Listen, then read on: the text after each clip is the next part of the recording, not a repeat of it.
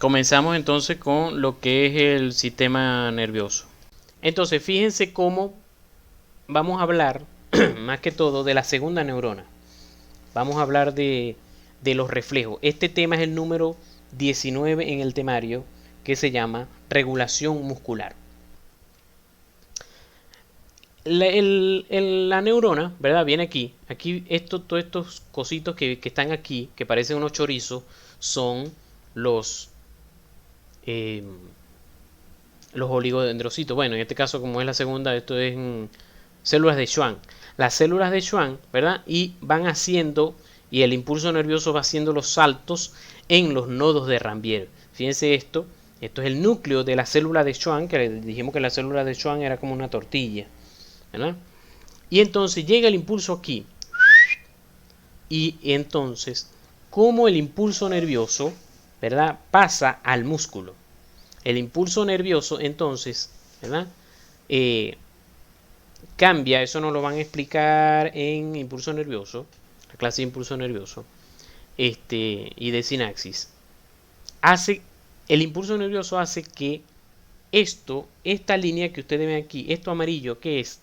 Esto es membrana plasmática. Ese es el tema, si no se me olvida, es el 3 o 4 por ahí de Morfo 1. La membrana plasmática debe tener cierta polaridad.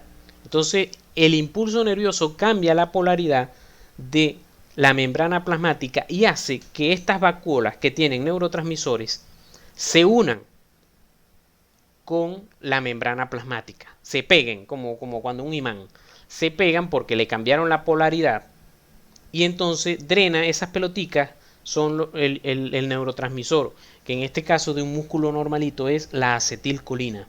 La acetilcolina cae encima de la membrana plasmática, o sea, cae en este espacio, ¿verdad? Entre la neurona y el músculo y la célula muscular que se llama miocito.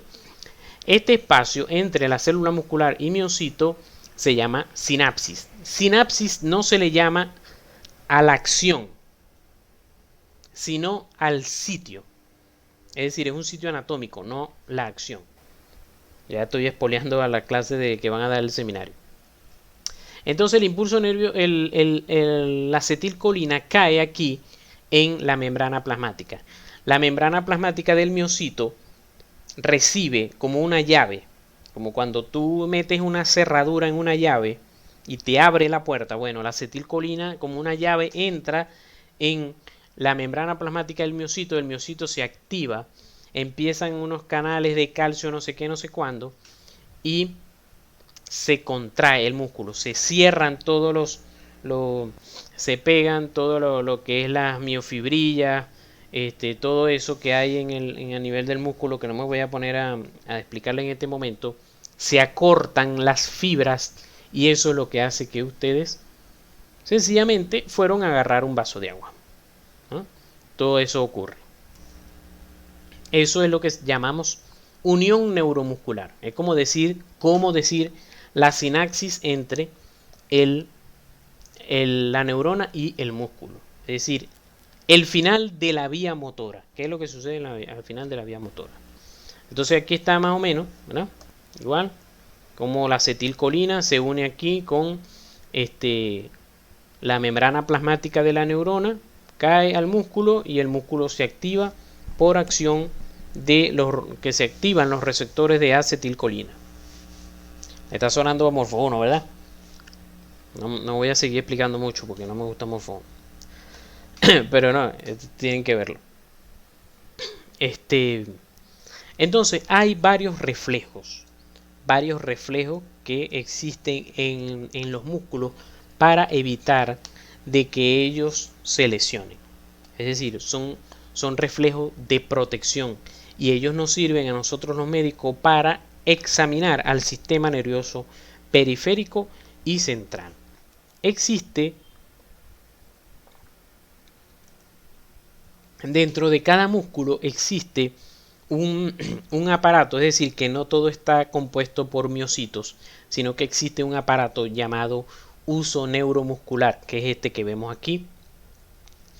El uso neuromuscular, ¿verdad? Eh, Tiene enrollado unos nervios, unas neuronas, es decir, como si fueran unos tipos de neuronas sensitivas. Unos tipos de neuronas sensitivas. Fíjense, ¿se acuerdan cuando vimos que si Ruffini, Krauss, terminaciones libres? Este es otro tipo de primera neurona de vía sensitiva que está enrollada en el uso neuromuscular y ella se encarga de medir la longitud del músculo. Si ella siente que el músculo se sobreestira, hace la contraparte, le dice al músculo que se contraiga para evitar que lo estiren de más. Esto de una manera sencilla es lo que sucede cuando nosotros le damos en la rodilla al paciente, ¿verdad? En lo que se llama el tendón rotuliano. Y entonces el paciente contrae el cuádriceps, haciendo un efecto de extensión de la rodilla.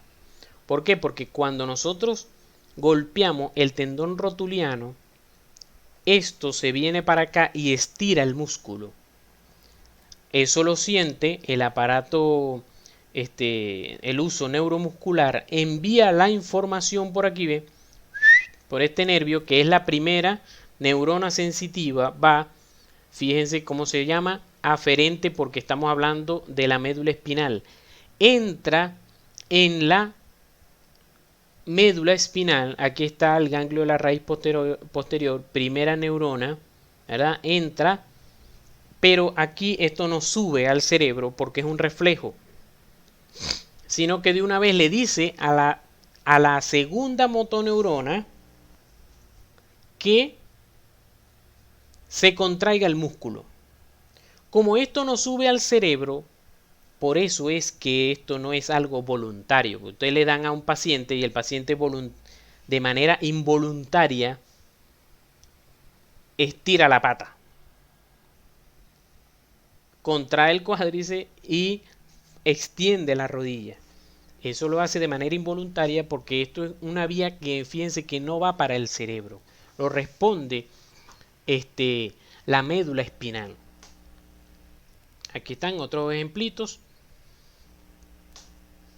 Se me perdió el apuntador. Aquí está. Viene del uso neuromuscular. Perdón. Golpeo el tendón rotuliano. Se estira el uso neuromuscular. Esa sensación va por el ganglio de la raíz posterior.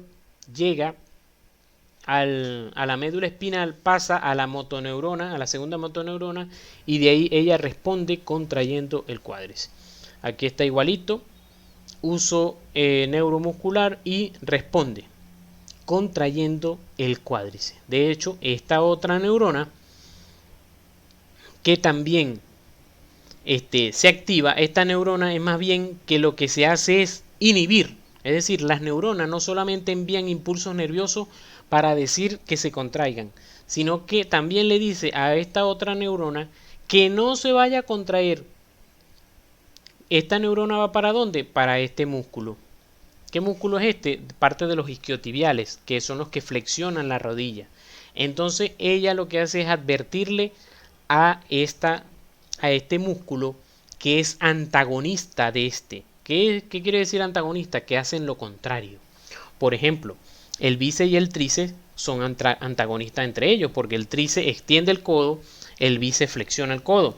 Entonces, el cuádriceps extiende la rodilla y los isquiotibiales, que vamos a decir el bíceps crural, flexiona la rodilla. Entonces, bueno, en este caso no es el bíceps porque se está insertando aquí, es el semimembranoso. Entonces el semimembranoso se contrae, perdón, se inhibe de contraerse porque se le dijo, ni se te vaya a ocurrir contraer porque vamos a extender.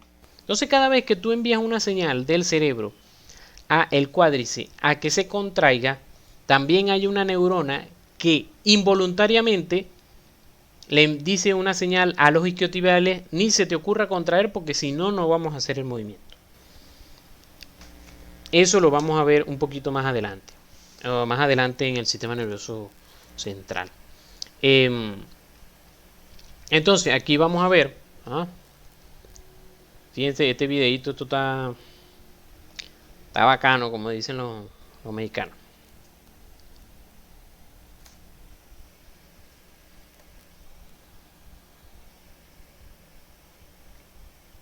Ahí está hablando acerca de los usos neuromusculares, es lo que significa FNM.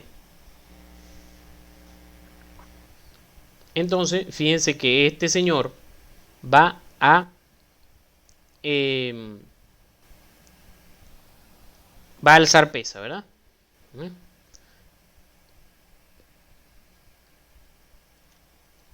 Entonces, cuando al alzar pesas,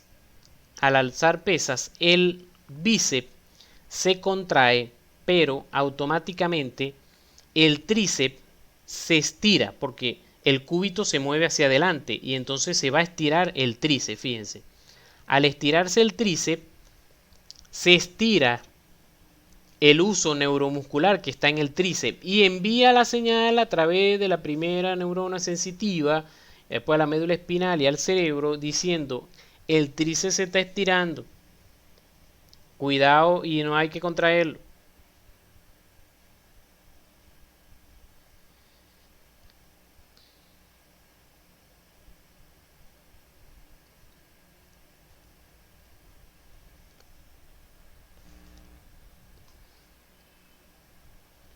Entonces, los usos neuromusculares también, o sea, están en los dos músculos, están entre los dos músculos. Supuestamente, como va a enseñar el video, supuestamente si se está estirando el bíceps, perdón, si se está estirando el tríceps, el bíceps no debería decir nada. No debería decir nada porque el uso neuromuscular es para estiramiento y más bien el bíceps se está contrayendo. Porque no se está estirando, ¿eh? Entonces no debería emitir ninguna señal. Pero si así fuera, miren lo que pasaría.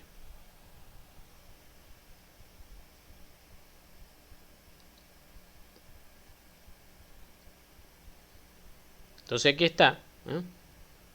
el tríceps, el bíceps contrayéndose y el tríceps entonces se deformaría y no enviaría ninguna señal.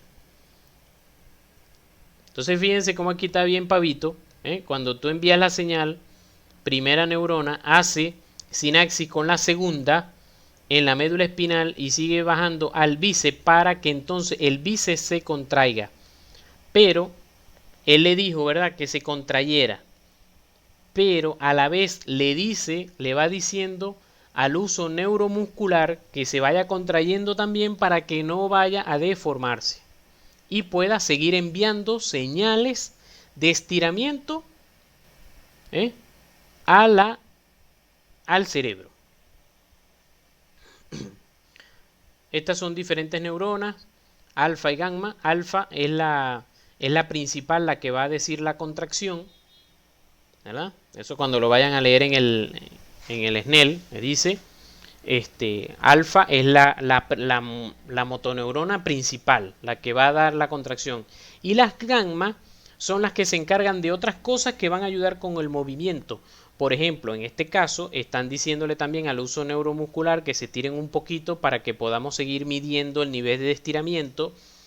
Y las gammas también son aquella neurona que les dije hace poquito que hace que le dice a los isquiotibiales que no se vayan a contraer, que van a hacer un trabajo de inhibición.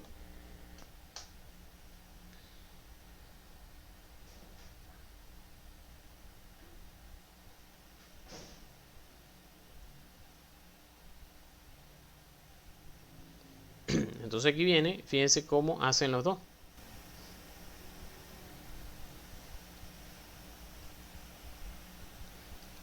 Entonces, de tal manera que al hacer esto, entonces de todas maneras el uso neuromuscular se contrae, pero a la vez se mantiene estirado para seguirle diciendo al cerebro que a pesar de que me estoy contrayendo, ¿qué nivel de contracción tengo? Y entonces aquí voy con los de introducción a la práctica médica que están por ahí. Eh, esto, este reflejo de estiramiento es lo que ayuda a mantener algo que se llama tensión muscular o tono muscular y entonces el tono muscular, y eso se lo tienen que aprender al caletre, el tono muscular es el nivel de el grado de tensión que puede haber en un músculo, que es de grado variable pero es constante y es involuntario. Es decir, que el músculo, a pesar de que ustedes los tengan completamente relajados, él de todas maneras tiene cierto leve grado de contracción. Hagan la prueba, algún día, hagan la prueba con un cadáver, estírenle el codo y hagan la prueba con una persona normal, estírenle el codo. Díganle que se pongan lo más flojito que pueda, estírenle el codo. Siempre van a sentir cierto grado de resistencia en el codo de la persona viva porque su músculo bíceps siempre va a estar pendiente como que, hey, no me vayas a estirar mucho.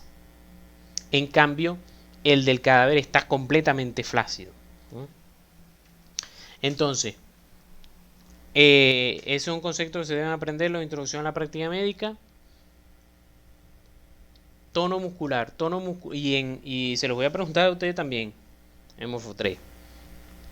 Y está ahí en el libro. Tono muscular es el grado de contracción muscular leve e involuntaria que es sostenida para la protección del músculo. Ese tono muscular lo mantiene este mismo reflejo de estiramiento para evitar de que se estire. Bueno, aquí les puse un videito también cómo se ve el reflejo, si no lo han hecho nunca. Se le da en el tendón rotuliano, ven cómo se estira la rodilla.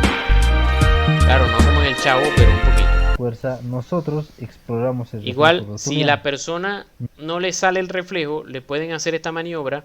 Le dicen a la persona que se agarre las manos. Eso hace que él se distraiga y pueda esto salir mucho mejor de manera involuntaria. no obtuvido antes. La explicación está en que la inervación motora de la motoneurona superior de los músculos del brazo resulta desbordante y aumenta la excitabilidad de la motoneurona inferior sobre el tendón de Exacto. También la se puede maniobra hacer en también el puede ser músculo realizada Aquiles. con el En el paciente en tendón de decúbito Aquiles, que es el ventral. músculo, el tríceps sural. Sí, Aleximari, cuando hay pérdida del reflejo de estiramiento hay hipotonía o pueden haber otras alteraciones que van a depender de varias cosas. Segundo reflejo, son 3, ya para que terminemos. El reflejo tendinoso es lo contrario. Es un reflejo que ayuda a más bien a hacer que el músculo no se vaya a contraer de más. Entonces, este aparato no está dentro del músculo, sino en el tendón. Se llama aparato de Golgi, así como el aparato de Golgi de la célula. Este es otros receptores, también así como cuando vayamos a estudiar Krauss, Ruffini y todo eso, también son un tipo de receptor de la primera neurona sensitiva, que entonces ella percibe el nivel de tensión, aquí está, el nivel de tensión que hay en el tendón. ¿Eso por qué? Bueno, porque mientras más se estire, más se contraiga el músculo, el tendón se estira. Recuerden que el tendón es este tejido fibroso que va desde el músculo al hueso. Entonces,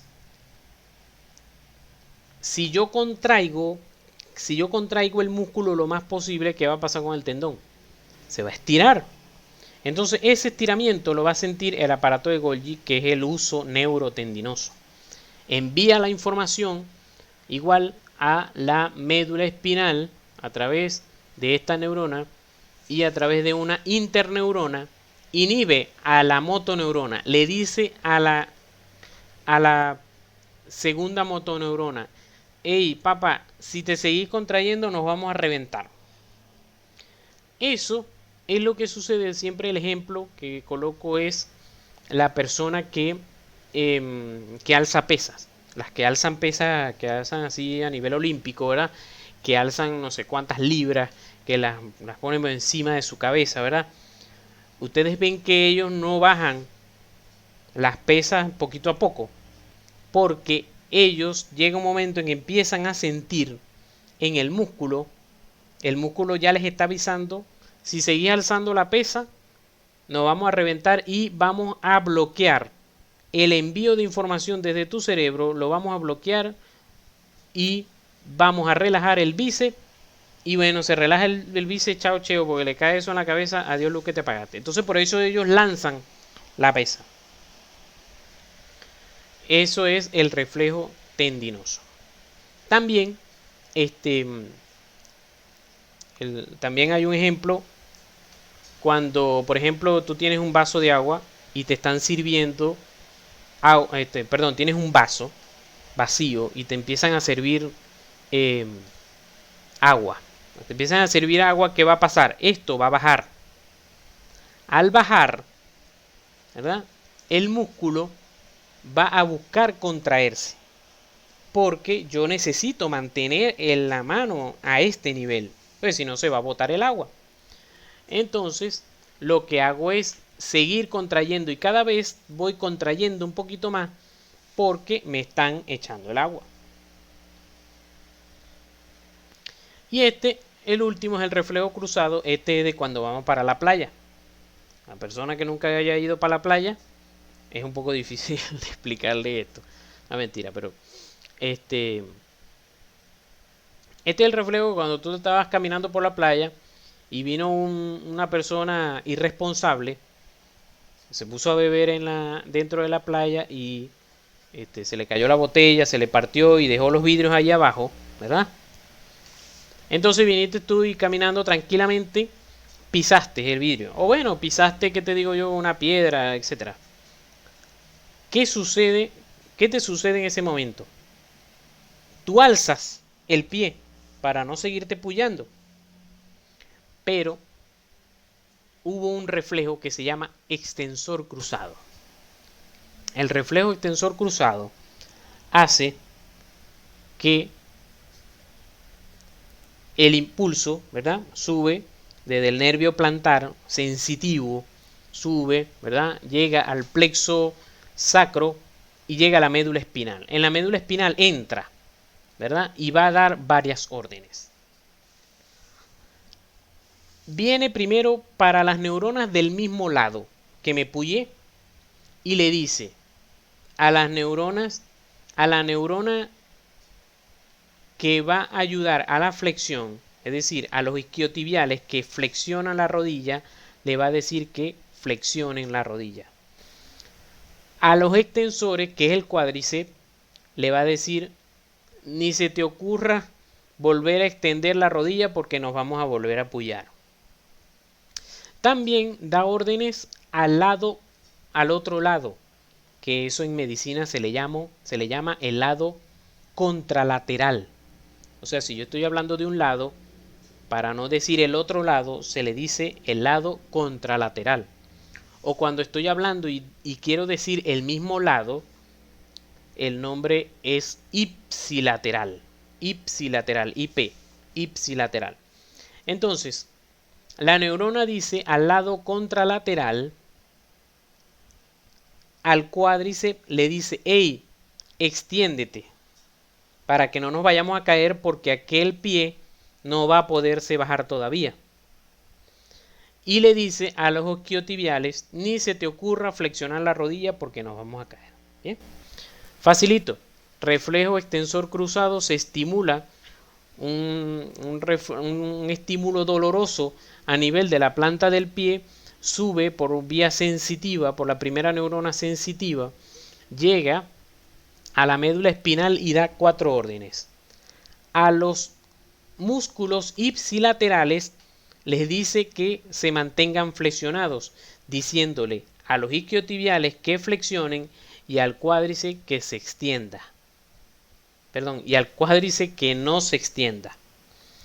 Fíjate que son a las neuronas alfa. Y al contralateral les dice que se extienda, que se mantenga extendido, porque aquel pie no se va a poder apoyar todavía. Y a los isquiotibiales se les dice que ni se les ocurra flexionar. Hay inhibición flexora. Exacto, te mantienes de pie, Naidi, te mantienes de pie con el otro pie. Tú vuelve a imaginarte, vuelve a recordar cuando te hayas puyado, ¿qué haces? Tú retraes ese pie, pero la otra pierna tú no te acuerdas de ella. Pero hubo un reflejo que le dijo a tu otra pierna, a tu otro miembro inferior, que se mantuviera en extensión, porque si no te hubieras caído.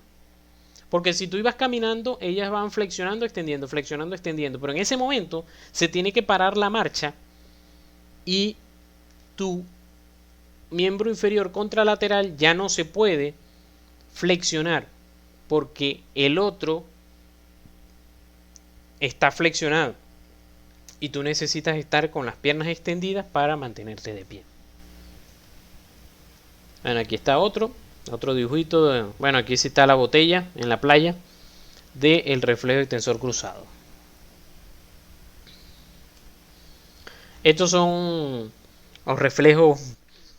¿De dónde se pueden probar los reflejos? Porque entonces si tú pruebas, por ejemplo, el reflejo rotuliano, estás evaluando a la médula espinal, o sea, la parte L4 de la médula espinal. Si pruebas el aquileo, que es el otro video, estás probando S2. Si pruebas el bicipital, el C6, y el supinador también, C6. Si pruebas el tricipital, C7. Si tuviéramos en clase presencial, por supuesto que hubiera llevado mi martillito y nos hubiéramos puesto a hacer los reflejos. Pero bueno. Bueno, esto es todo. ¿Alguna pregunta?